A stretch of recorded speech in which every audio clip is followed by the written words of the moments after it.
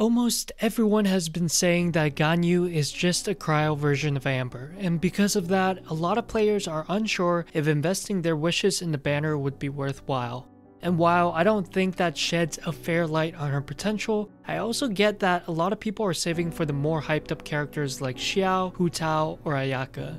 If you are one of those people who are still unsure about whether or not to roll for Ganyu, or maybe have completely dismissed her, by the end of this video, you'll have a clearer sense of if this character is right for you. I'll be covering the basics and what her skill set offers, then talk more in depth in terms of what her role will be and who she'll synergize the best with. Finally, I'll discuss if she's really worth rolling. All timestamps are in the description if you want to skip ahead. Let's get right into it. Let's start off with the very basics. Ganyu is a bow user who has a cryo vision. Her basic attack works like any other bow user, but her charge attack is very unique. It has its normal charge, which works exactly like the other charge shots, but if you hold the charge longer, your arrow deals bonus AoE cryo damage on impact. This is what's so special about her design. Now, I'm sure people are going to say that aim shots require a lot of skill and precision, and holding it down for a longer time seems like a hassle. But there's some cool things you can pull off with it. I'll explain later. Her skill is quite similar to a cryo version of Baron Bunny. When placed, it taunts enemies and explodes when it's destroyed, or the duration ends for AoE cryo damage. However, it has added mobility because Ganyu dashes backwards, and it also cleanses any elements that you might be afflicted with. These two effects don't help to do extra damage, but the utility it provides has a lot of potential.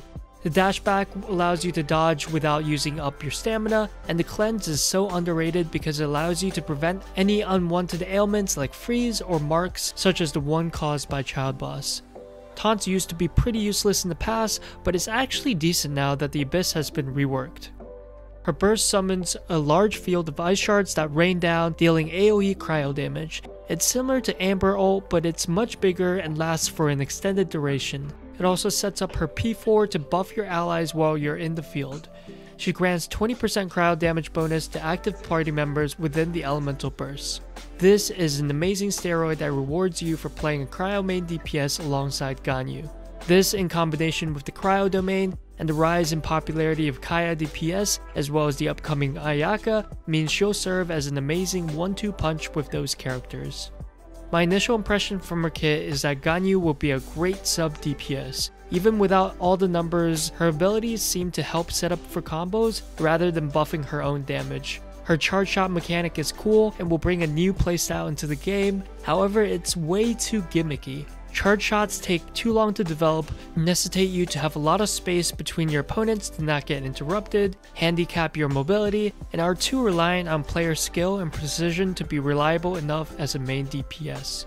Instead, you apply cryo to your enemies in an AoE, then swap onto preferably a pyro DPS to proc melt. So some of the best team fits I see for her are with primarily pyro DPS units, but there are some other options as well. DPS characters that work well with Ganyu are Diluc, Klee, Bennett, Amber, Kaya, Chongyun, and Keqing. Diluc and Klee are pretty self-explanatory. You set up for massive melt AoE. Players who also play Bennett or Amber DPS will love this synergy as well. Because Ganyu's P4 is so good with a cryo DPS, Kaya and Chongyun will work well with her. Finally, I dropped Keqing in here because the AoE Superconduct alongside Ganyu's taunt can allow you to get some pretty nasty charge attack sequences. The two weapons that stand out the most to me for Ganyu is Viridescent Hunt and Stringless. I think Viridescent Hunt will work really well with Ganyu's charge shot AoE damage. The cyclone that it generates pulls enemies together so that the cryo AoE damage from the charge shot will have the most value. Then, with the enemies grouped, you can proc a large AoE melt. For a sub DPS, the crit rate substat from the weapon is also very desirable. Stringless is all around good because it increases your elemental skill and burst damage by quite a lot. Now to address the elephant in the room, should you roll for her? If you're just looking for a main DPS, I think that answer is no. The numbers may prove me wrong and her basic attack ratios may be insanely high, but her entire kit and passive points to her being a sub DPS. Xiao, Hu Tao, and Ayaka all currently stand out to me as very good 5-star main DPS options, so I'd advise you to hold out onto your Primo Gems just a bit longer. With that said, she'll be a great sub DPS if you have one of the DPS options I've mentioned above. She seems to have an incredibly high skill ceiling and brings a whole new playstyle into the game. So if you're looking for a character that will take some practice to master and challenge you to learn a unique play pattern, she'll be everything you want. If you're also a fan of her aesthetic, you will not be disappointed on how she plays in game, and shouldn't feel like playing her would mean playing a less ideal character on your team. I really like Ganyu and I'm so excited to learn how to play her and figure out all the intricacies to make her really shine.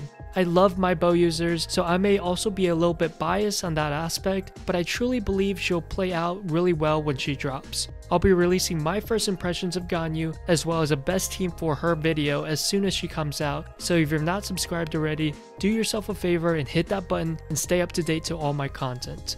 Thanks for watching, till next time.